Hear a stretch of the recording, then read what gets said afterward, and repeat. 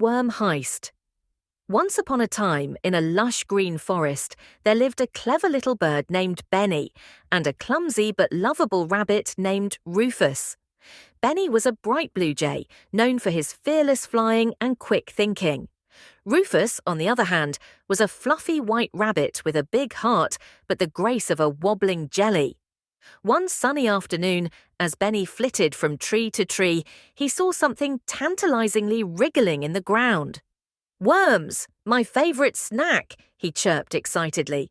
But to his dismay, he realized that they were under cover, a plot summoned by Scorch, the notorious badger, who was infamous for his love of worms. "What do I do? I need those worms," Benny thought. Then he saw Rufus munching on some leaves. An idea struck him. "Hey, Rufus, I need you." "What's up, Benny?" Rufus replied, chewing with a mouthful of greens. "I need you to lure Scorch away while I grab the worms. Can you do that?" Benny asked, fluttering with excitement. "Lure him away? Sounds like fun. What do I do?" Rufus asked, his ears twitching. "Just bounce around saying yummy worms while I swoop in and snatch them," Benny instructed. With the plan set, Benny perched on a nearby branch and watched as Rufus bounced toward the worm pit, yelling, yummy worms, over here." Scorch, overhearing Rufus, came rushing out of his burrow, his eyes gleaming with greed.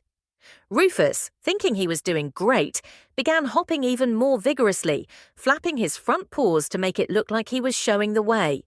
"Yummy worms, right here," he shouted, but he was a little too enthusiastic. He tripped over a rock, somersaulted in the air, and landed right in front of Scorch. "Hey, you're not going to eat my worms," Scorch growled. Benny took advantage of the distraction. Swooping down faster than a gossiping squirrel, he snatched as many worms as he could carry.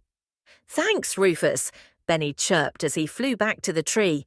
"Dude, I thought I was supposed to lure him away," Rufus said, getting back up and shaking dirt off his fur.